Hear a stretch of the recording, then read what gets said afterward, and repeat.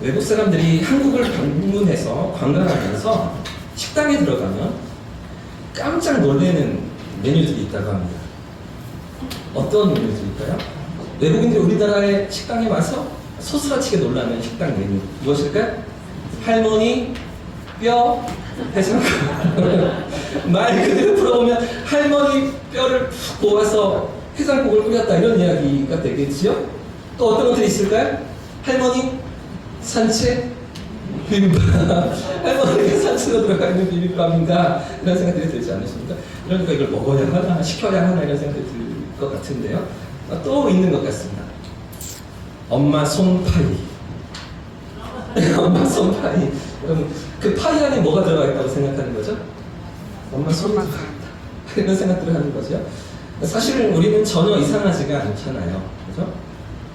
어머니 손으로 직접 만든 파이다. 이런 표현이잖아요. 할머니 산채 비빔밥도 할머니가 직접 산에 가서 산채를 뜯어다가 나무를 뜯어다가 만든 비빔밥이다. 이런 의미잖아요. 그런데 메뉴판에는 그렇게 자세히 쓸 수가 없으니 요약해서 간단하게 적어놓은 것 뿐인데, 그런데 외국인들이 보면 오해할 수밖에 없는 거죠. 그 문구를 그대로 이제 번역해서 뭐 외국어로 읽게 되면 이게 무슨 말이야? 당황하게 되고 오해할 수 있는 그런 일들 아니겠습니까? 원 할머니 보쌈, 할머니 보쌈, 뭐 할머니 선지 해장국, 뭐 이런 거, 마약 김밥 이런 것들 있잖아요. 그래서 실제 외국인들이 김밥에 마약이 들어있다고 생각하는 소동도 있었다는 기사를 본 적이 있습니다. 여러분, 오늘 본문에도, 오늘 성경에도 바울이 이렇게 오해를 받으면서 억울한 상황을 맞닥뜨리는 그런 모습들이 기록되고 있습니다. 그러나 이 모든 상황 가운데, 이 오해와 억울한 상황 가운데 하나님의 섭리가 어떻게 역사하시는가, 하나님께서 어떻게 바울을 이끌어 가시는가 하는 모습이 오늘 성경에 자세히 나타나고 있는데요. 오늘 우리가 읽은 사도행전 21장 본문은 이제 3차 전도여행을 마친 바울이 예루살렘에 도착해서 그동안의 모든 사역과 하나님께서 이루신 역사들을 보고하는 그런 장면입니다. 우리가 읽은 본문 위에 17절 말씀을 보시면 이제 바울과 이 신라 그리고 3차 전도여행 팀이 예루살렘에 도착했을 때 모든 형제들이, 예루살렘 교회의 형제들이 반갑게 맞이해 주거든요. 그래서 19절 말씀도 보시면 바울은 지금까지 있었던 모든 사역의 결과들을 낱낱이 보고합니다. 1차 전도여행, 2차 전도여행, 3차 전도여행까지 수많은 도시들의 교회가 세워지고 믿음의 백성들이 세워지는 그 역사들을, 하나님께서 이루신 역사들을 그 성도들 앞에 전달하고 보고하는 그런 시간을 갖게 되는데요. 자, 그러자 이런 은혜로운 보고를 받은 예루살렘 교회 성도들의 반응이 어떠했을까요? 자, 20절 말씀인데요. 오늘 본문 위에 20절 같이 한번 읽어보겠습니다. 시작. 그들이 듣고 하나님께 영광을 돌리고 바울더러 이르되 형제여, 그대도 보는 바와 유대인 중에 믿는 자 수만 명이 있으니 다 율법의 열성을 가진 자라. 아멘. 여러분, 지금 바울의 보고를 들은 예루살렘 교회 성도들이 어떻게 반응하고 있습니까? 첫 번째 반응이 무엇입니까? 감사입니다. 영광, 감사. 하나님께 영광을 올려드리고 감사하고 있는 것이죠. 그 모든 이방 지역에 일어난 하나님의 역사에 대해서 감사하면서 하나님께 찬양과 경배를 올려드리고 있는 것입니다. 자, 그리고 이어지는 이야기가 유대인들 가운데서도 어떻게 하고요? 유대인들 가운데서도 믿는 자들이 수없이 수많이 일어나고 있다는 것이죠. 그 이방 지역에서만 아니라 예루살렘에서도, 유대 지역에서도 믿는 하나님의 백성들이 일어나고 있다는 이야기를 예루살렘 교회 성도들이 하고 있는데요. 그래서 감사의 고백을 함께 올려드리고 있다는 것입니다. 자, 그런데 문제는 이어지는 21절입니다. 21절 말씀, 우리말 성경에는 20절과 21절이 그저 평이하게 연결되고 있는 것처럼 우리 성경은 그렇게 되어 있는데, 사실 21절 앞에는 그러나라는 단어 혹은 그런데라는 단어가 들어가야 자연스럽습니다. 다른 번역 성경들을 보시면, 뭐 공동 번역 성경이나 현대인의 성경, 이런 성경들을 보시면 그러나라는 단어가 들어가 있는데요. 자, 우리 21절 말씀 읽을 때 그러나를 넣어서 한 번 더 같이 읽어보겠습니다. 시작. 그러나 내가 이방에 있는 모든 유대인을 가르치되 모세를 배반하고 아들들에게 할례를 행하지 말고 또 관습을 지키지 말라 한다함을 그들이 들었다. 아멘. 이렇게 복음을 받아들이고 교회 안으로 들어온 유대인들입니다. 그러니까 예루살렘 교회 안에 있던 성도들이, 우리 같은 예수를 믿는 사람들, 예수 십자가와 그 죽으심, 대속의 은혜를 믿고 하나님의 백성으로 거듭난 그 유대인들인데요. 그 유대인들이 오해하고 있다는 거죠. 그들에게 오해가 생겼다는 것입니다.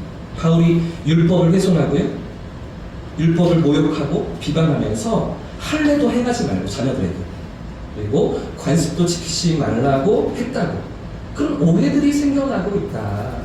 이런 우려를 지금 바울에게 전달하고 있는 것인데요. 여러분, 방금 말씀드린 것처럼 이 유대인들은 사실 복음을 받아들인 사람들이었습니다. 예수를 믿는 사람들이었습니다.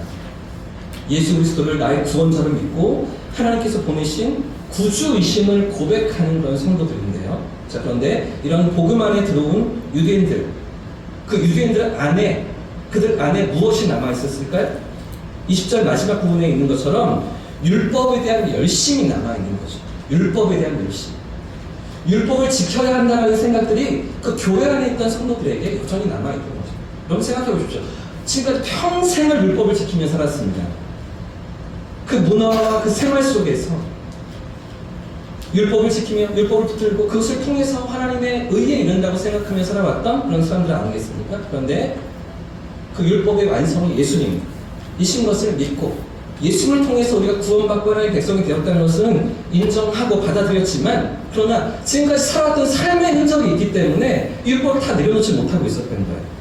예수를 믿지만 여전히 율법도 지켜야 한다, 율법도 따라야 한다, 할례도 행해야 한다, 관습도 잘 지켜봐야 한다라고 생각하던 그런 성도들이 예루살렘 교회 안에 있었다는 것이죠. 자, 그런데 문제는 이런 유대교 출신의 성도들이 어떤 이야기를 들었어요? 바울이 어떻게 말하고 다녔다고요? 율법을 지키지 말라고.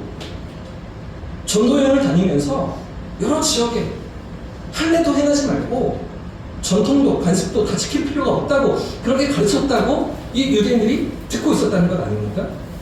하지만 여러분, 사실이 무엇일까요? 바울이 정말 그렇게 가르쳤습니까?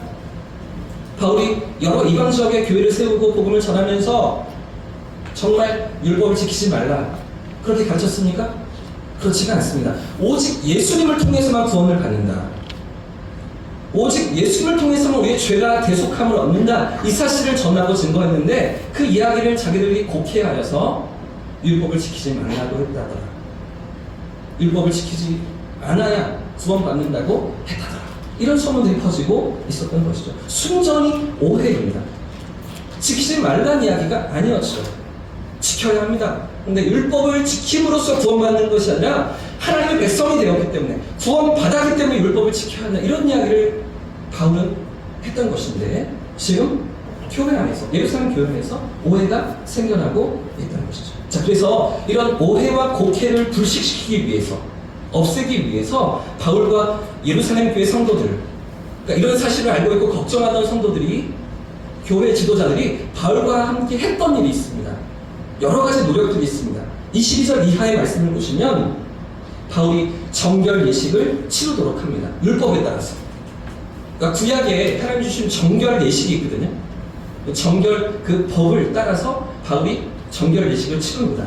뿐만 아니라 23절과 26절 말씀에도 보시면 나실인으로 서원한, 그 예루살렘 교회 안에 성도들 가운데 나실인으로 서원한 4명의 성도들의 그 제사 비용, 성도들이 나실인으로 자신을 하나님 앞에 서원해서 드리면 그렇게 하기로 했다고 하는 그런 제사를 드리는 그런 과정들이 있는데, 그 제사 비용을 누가 대신 내어줍니까? 바울이 내주는 거예요. 그 4명의 서원한 사람들의 제사 비용, 제물을 드리고 또 헌물을 드리는 모든 비용을 바울이 대신해서, 그 사람들이 원래 내야 하는데 바울이 대신해서 지불해 주면서 율법을 내가 지키지 말라 그런 적이 없어. 율법을 지키지 않아야 되는 게 아니야, 그 말이 아니야 라고 설득하고 설명하기 위해서 자신도 정결 예식을 치를 뿐 아니라 다른 이들의 그 소원 비용까지 지불해 주면서 율법을 따르고 있음을, 왜요? 바울도 유대인이니까요. 그죠? 그러니까 그런 과정들을 치르게 되는데, 이 정결 예식은 바울이 지금까지 이방인들을 만나고 여러 이방 지역들을 다니면서 유대 율법으로는 부정케 되었다, 더럽게 되었다고 보여지기 때문에 정결 예식을 치르는 거예요. 일주일 동안 정결 예식을 치릅니다. 근데 그 시작이 머리를 박박 미는 거예요. 머리를 다 잘라내는 겁니다. 그러면서 정결 예식을 일주일 동안 바울이 치르고 다른 이들의 또 비용까지 대신해주면서, 그러면서 오해가 풀리기를 원했던 것이죠. 성도들과의 그런 모든 잘못된 것들이, 잘못된 소문들이 다 가라앉기를 이 바울이 원했던 건데, 자, 그런데 바로 여기서 또다시 문제가 발생합니다. 이렇게 오해를 풀어주려다가 더 큰 위기를 바울이 만나게 되는데, 어떤 위기일까요? 자, 27절과 28절 말씀, 오늘 본문 두 절 말씀을 같이 한 번 더 읽어보겠습니다. 시작. 그 일레가 거의 참에 아시아로부터 온 유대인들이 성전에서 바울을 보고 모든 무리를 충동하여 그를 붙들고 외치되, 이스라엘 사람들아 도우라. 이 사람은 각처에서 우리 백성과 율법과 이곳을 비방하여 모든 사람을 가르치는 그 자인데,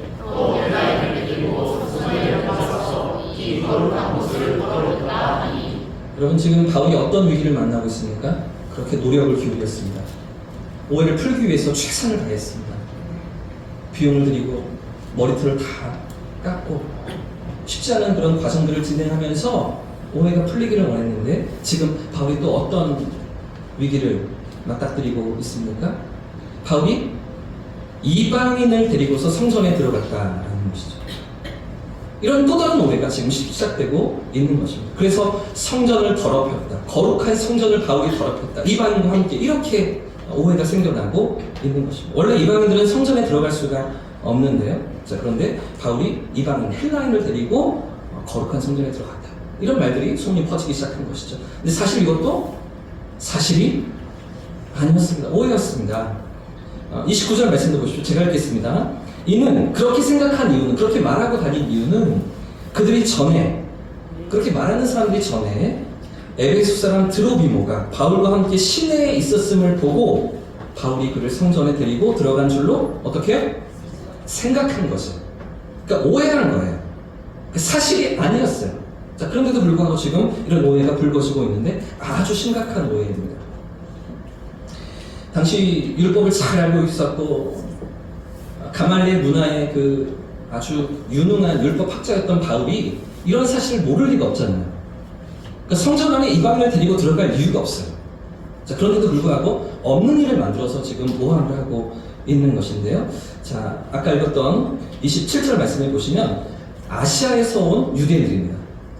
그러니까 예루살렘 교회 안에 있었던 그 성도들이 아니라 아시아에 있었던, 그러니까 지금까지 1차, 2차, 3차 전도여행 동안에 계속해서 바울을 쫓아다니고 핍박하고 회방하고 바울을 죽이려 했던, 돌 던지던 그 사람들이 아시아에서 예루살렘까지 쫓아와서 지금 바울을 그렇게 괴롭히고 있던 것인데요. 말도 안 되는 소문을 만들어서, 모함을 만들어서 트집을 잡고 바울을 위기로 몰아붙이고 있던 것이죠. 여러분, 우리도 세상을 살아갈 때 이런 일들을 종종 경험하지 않습니까?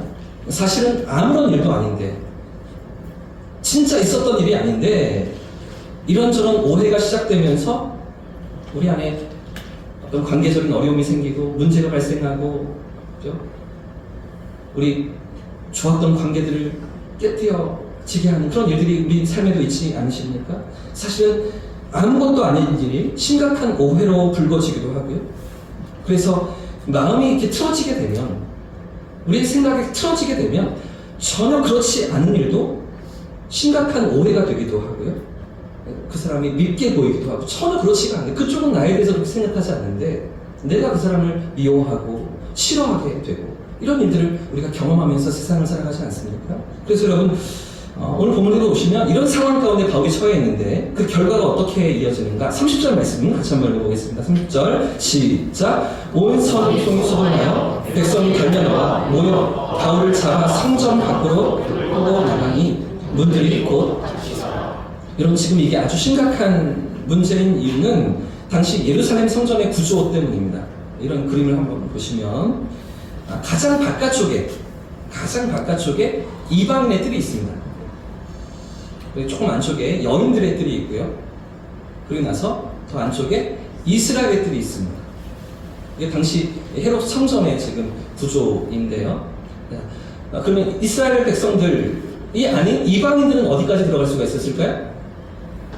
이방인의 뜰까지 갈 수가 있었겠죠. 당시 여인들은 어디까지 들어갈까요? 여인들의 뜰까지 들어갑니다. 그리고 이스라엘들은 유대인들, 남성들만 들어갈 수가 있는 그런 공간이었던 것이죠. 자, 그런데 문제는 이 이방인의 뜰과 여인들의 뜰 사이에 약 1.5m 정도 되는, 우리 키보다 약간 작은 담이 세워져 있었습니다. 그리고 그 담에는 경고문이 하나가 붙어 있었는데, 이런 경고문이 일정한 간격으로 계속해서 담벼락에 붙어 있는 거예요. 하나 더 넘겨주세요. 이 경고문의 문구가 이런 이야기입니다. 그 어떤 외국인도 성전과 경내를 둘러싼 이 경계벽을 넘어설 수 없다. 그렇게 하다가 붙잡힌 사람은 누구든지 자신에게 임할 죽음에 대해서 스스로 책임을 져야 한다. 이 담벼락에 써져 있는 문구예요. 그대로 읽어드리는 거예요. 여러분, 이 비석이 1872년도에 예루살렘에서 발견된 비석입니다. 지금 터키 이스탄불 고고학 박물관에 보관되어 있는 그런 비석인데요. 여러분, 그러니까 지금 바울의 상황은, 바울이 이방인을 데리고 여인의 뜰이든 아니면 이스라엘의 뜰이든 거기까지 들어갔다는 거예요. 담을 넘어서면 안 되는데 이 경고문을 지나쳐서 이방인을 데리고 에베소 사람 드로비몬을 데리고서 그 안에까지 들어갔다 라고 지금 오해를 받고 있는 것이죠. 이건 즉시로 죽일 수 있는 문제였습니다. 돌을 던져서 죽이겠다고 지금 경고문을 붙여놓은 거잖아요.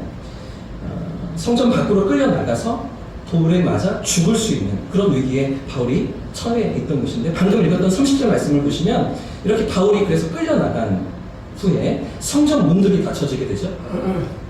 모든 무리가 지금 다 소란을 일으키면서 함께 바울을 데리고 성전 문 밖으로 나가는데 성전 문이 쿵 하고 닫혀지는 겁니다. 여러분, 한번 생각해 보십시오. 바울의 입장에서 한번 생각해 보십시오. 지금 이렇게 끌려나가면서 성전 문이 뒤에서, 내 등 뒤에서 닫혀질 때 바울이 무슨 생각을 했었을까요? 이제 죽겠구나 생각하는 거죠. 이제 끝이구나 생각하는 것입니다. 더 이상의 이제는 내 삶이 여지가 없겠구나, 이런 생각들을 하지 않았겠습니까? 하지만 여러분, 이 모든 상황 가운데서 하나님께서 이루시는 역사가 있습니다. 이 모든 오해와 억울함 가운데서 하나님께서 이끌어 가시는 역사가 있는데요. 자, 오늘 31절과 32절 말씀 같이 한번 읽어보겠습니다. 시작. 그들이 그를 죽이려 할 때 온 예루살렘이 요란하다는 소문이 군대의 천부장에게 들리매 그가 급히 군인들과 백부장들을 거느리고 달려 내려가니 그들이 천부장과 군인들을 보고 바울 치기를 그치는지라. 여러분, 하나님께서 어떻게 바울을 위기 속에서 건져내십니까? 어떻게 하나님께서 바울을 지키십니까? 한번 따라해 보겠습니다. 섭리로 인도하신다. 한 번 더요. 섭리로 인도하신다. 그렇습니다. 하나님의 섭리로 바울을 이끌어 가시는데요. 이 성전 안에 있던 소란이 그렇게 일어나고 있었을 때 이 사건이 누구의 귀에 들렸어요? 천부장입니다. 로마 군대의 천부장이죠. 이 천부장은 그 소리를 듣자마자, 그 소문을 듣자마자 군사들을 데리고 바로 달려갑니다. 당시 천부장은 아주 지위가 높은 사람이에요. 1000명의 군사들을 거느린 그런 장교를 가리킵니다. 이 천부장이 로마 군인들을 데리고 예루살렘에 주둔했던 이유는 이런 치안 목적 때문에, 이런 소란과 이런 어떤 폭동이 일어나는 것들을 잠재우기 위해서 늘 천부장이 그 예루살렘에 상주하고 있었는데, 그래서 이 출동한 군인을 보고서 소요가 잠시 멈추게 되죠. 여러분, 만약 이 천부장이, 로마 군대가 출동하지 않았다면 바울이 어떻게 되었을까요? 32절 마지막에 보시면 이미 바울을 향한 폭행이 시작되고 있었습니다. 어떻게 되었을까요? 돌에 맞아 죽었겠죠? 아마 조금만 늦었더라면 무리에 의해서 심각한 위해를 당하거나 목숨까지도 잃을 수 있는 그런 상황이었습니다. 하지만 이렇게 절박하고 위태로운 순간에 하나님께서 어떻게 개입하십니까? 하나님께서 어떻게 바울을 지키십니까? 섭리로 인도하십니다. 할렐루야. 전혀 예상하지 못했던, 기대하지 않았던 방법으로 당신의 뜻을 이루시고 이 모든 과정을 선용해 가시는데요. 이 섭리라는 단어는 헬라어로 프로나이아라는 단어입니다. 섭리, 프로나이아, 이런 단어인데요. 이 뜻은 앞을 내다본다는 뜻이에요. 미리 본다라는 의미가 있어요. 미리 계획한다, 이런 단어가 섭리라는 단어인 것이죠. 그러니까 여러분, 지금 바울이 당한 위기 속에서 하나님의 섭리가 무엇입니까? 당장 바울은 유대인들에게 오해를 받았습니다. 말도 안 되는 억울한 상황을 지금 당하고 있는데, 하지도 않은 일 때문에 공격을 당하고 죽을 위기에 처해 있는데, 그러나 그 가운데 하나님은 어떤 풀어나이야, 어떤 미리 계획하심으로 그를 이끌어가고 계십니까? 위기 속에서 지키시는 거죠. 위기 가운데서 그와 함께 하시는 거죠.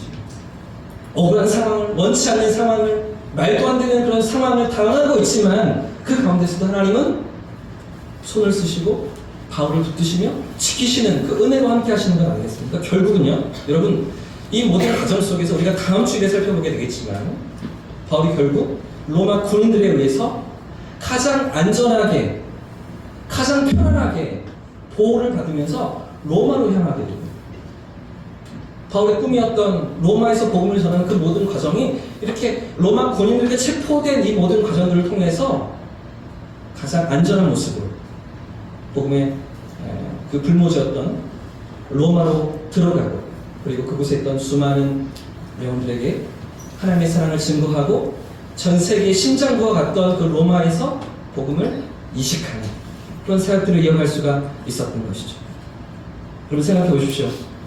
바울이 생각할 때는 지금 당하는 억울한 상황들 속에서는 이것이 왜 나에게 찾아온 위기인가, 왜 이런 일들을 당해야 되는가 생각하지 않았겠습니까? 성경문이 닫히면서 이제 죽었구나 라는 생각이 들 때에 더 이상 나의 이제 시간은 다 끝났구나 생각되지 않았겠습니까? 그러나 여러분, 이 속에 어떤 하나님의 계획하심이, 어떤 하나님의 섭리가 함께하고 계십니까? 하나님의 선하신 계획, 그를 통하여서 이루시는 하나님의 선하신 뜻이 준비되어 있는 것이죠. 그래서 우리가 잘 아는 로마서 8장 28절 말씀에 사도 바울이 이렇게 고백하잖아요. 우리가 알거니와 하나님을 사랑하는 자, 곧 그의 뜻대로 부르심을 입은 모든 자들, 우리이죠. 하나님을 사랑하는 자, 그의 뜻대로 오늘 이 자리에 부르심을 받은 우리에게는 어떻다고요? 모든 것이 합력하여 선을 이루시는 줄 믿습니다. 오늘 우리의 삶에도 그렇게 역사하시는 줄 믿습니다. 저와 여러분의 삶에도 섭리하시는 하나님이신 줄 믿습니다. 당장 내 눈으로 볼 때는, 내 판단으로 볼 때는 억울하고 답답하고 괴롭고 왜 오해를 당하고 손해를 봐야 하는지 알 수가 없지만 그 가운데 하나님의 선하신 뜻이 있는 줄 믿습니다. 우리의 삶을 붙드시며 섭리로 인도해 가시는 살아계신 하나님이 우리를 이끌어 가시는 줄 믿습니다. 그렇기 때문에 여러분, 우리에게 필요한 것이 있습니다. 우리를 섭리로 이끌어 가시는 하나님 앞에서 우리가 가져야 할 것이 있습니다. 37절과 40절 말씀인데 37절 말씀 같이 한번 더 읽어보겠습니다. 시작. 바울을 데리고 영내로 들어가려 할 때에 천부장이 이르되 내가 당신에게 말할 수 있느냐? 이르되 내가 헬라 말을 아느냐? 40절도 같이 읽어보겠습니다. 시작. 천부장이 허락하거늘 바울이 층대 위에 서서 백성에게 손짓하여 매우 조용히 한 후에 히브리 말로 말하느니라. 하나님을 신뢰하면서 하나님의 섭리를 바라보면서 바울이 가졌던 믿음, 그리고 오늘 우리가 가져야 할 믿음이 무엇일까요? 한 번 더 따라해 보겠습니다. 믿음으로 해석하라. 한 번 더. 믿음으로 해석하라. 여러분, 우리가 만나는 상황을, 그 어려움을, 삶의 모든 고비를 믿음으로 해석하는 거죠. 그 하나님의 섭리 앞에서 믿음으로 해석하고 믿음으로 반응하는 우리 삶의 모습이 필요하다는 것입니다. 여러분, 지금 우리가 읽었던 37절과 40절 말씀에서 바울의 해석이 무엇일까요? 이 상황을 받아들이는, 이 모든 억울함을 당하고 있는 바울의 해석이 무엇일까요? 지금 바울은 자기를 죽이려 했던 그 유대인들 앞에 서 있습니다. 그리고 천부장 앞에 서 있습니다. 그 가운데서 바울이 지금 무슨 이야기를 하고 있습니까? 조금 전까지 돌로 치려 하던 그 사람들, 목숨을 빼앗으려 하던 그 사람들 앞에서 지금 바울이 무슨 이야기를 하고 있을까요? 40절 말씀에 천부장이 허락하거늘 바울이 층대 위에 서서 백성에게 손짓하여 매우 조용히 한 후에 어떤 말로 말하기를 시작해요? 히브리 말. 자, 그리고 이어지는 41절 이하의 모든 본문의 이야기가 바울이 전하는 메시지입니다. 히브리 말. 그럼 당시의 유대인들은 이제 주전 586년 바벨론 포로기를 지나면서 이방 민족으로 끌려갔다가 70년 만에 돌아오는 과정들을 지나고, 그리고 여전히 지금 바울 당대에도 로마 제국의 압제를 받고 있던 이 모든 상황 가운데 그들의 언어는 헬라어였어요. 그리스어였어요. 그러니까 자기들의 모국어인 히브리어가 있었지만 그 언어를 잃어버린 사람들도 많이 있고, 그래서 세계 공용어인 헬라어를 사용하던 그런 문화와 상황 가운데 있었는데, 그런데도 불구하고 아주 경건한 유대인들, 그런 포로 생활과 다시 포로 귀환 시대와 로마의 압제 가운데 살아가면서도 세계 공용어인 헬라어를 사용하긴 하지만 히브리어를 놓치지 않고 살아가던 사람들이 있었는데, 그 중에 아주 중심적인 사람들이 율법학자인 것이죠. 바리새인들과 사두개인들, 서기관, 이런 사람들이 히브리어를 놓치지 않고 살아가던 그런 상황 가운데 있는데, 지금 바울이 어떤 말로 말하기를 시작하고 있어요? 지금 천부장은 바울에게 묻고 있잖아요. 네가 헬라어를 아느냐, 헬라어로 말할 수 있느냐 묻고 있는데, 바울은 오히려 히브리어로 말하고 있는 거죠. 누구에게? 유대인들에게, 자기 동족들에게, 자기를 돌로 치고 있던 그 사람들에게, 나를 죽이려고 했던 그 사람들에게 히브리어로 말하면서 무슨 이야기를 할까요?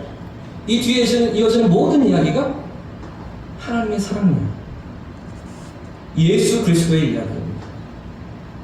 예수 그리스도의 십자가 대속의 이야기, 우리를 구원하신 이야기, 그 복음을 전달하고 그 복음을 나누고 있는 것인데, 여러분 생각해 보십시오. 방금도 말씀드린 것처럼 자기를 죽이려 했던 사람들이었어요.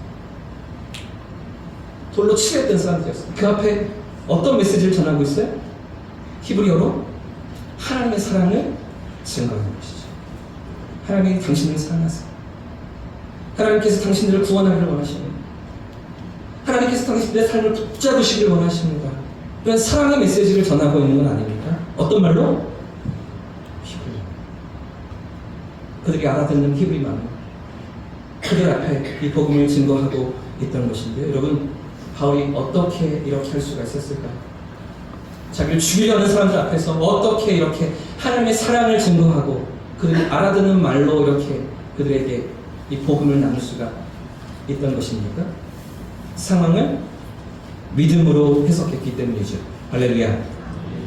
눈에 보여지는 대로, 내 생각대로, 내 판단대로 이해하고 받아들이는 것이 아니라 믿음으로 상황을 해석하면서 하나님의 뜻이 무엇인가, 하나님의 계획하심이 무엇인가, 그것을 붙잡으면서 이 모든 어려움을 견뎌내고 이겨내고 있던 바울인 것입니다. 사랑하는 여러분, 제가 얼마 전에 소개했던 죽음의 수용소라고 불려지는 아우슈비츠에서 살아남은 유대인 정신분석학자, 여러분 기억나십니까? 빅터 프랭클이 했던 이야기. 그 죽음의 그 수용소에서 살아남은 그 빅터 프랭클이 뭐라고 얘기했어요? 자극과 반응 사이에 무엇이 있다고요? 자극과 반응 사이에는 공간이 있다고 하죠. 우리의 선택이라는 공간이 있다는 것이죠. 우리에게 찾아오는 자극을, 우리에게 찾아오는 상황, 환경을, 처지를, 형편을 어떻게 해석하고 어떻게 받아들일 것인가, 그 공간이 우리에게 있는 것 알겠습니까? 사랑하는 여러분, 믿음을 선택하시길 축복합니다. 믿음으로 해석하시길 축복합니다. 하나님 앞에서 우리의 삶을 바라보고 내 관점이 아니라 하나님의 관점으로 살펴보면서 하나님의 인도하심을 구하는 저와 성도님들 되시기를 주님의 이름으로 축복합니다. 때로는 이해할 수 없는 상황 가운데 우리의 삶이 처할 수 있지만, 우리의 작은 생각으로 다 헤아릴 수 없는 그런 삶의 어려움과 또 역경들을 우리가 당할 수 있지만, 그 속에서도 선하신 그분의 뜻과 그분의 인도하심을 바라보면서 믿음으로 상황을 해석하고 하나님의 섭리를 붙드는 저와 성도님 되시기를 예수님의 이름으로 축복합니다.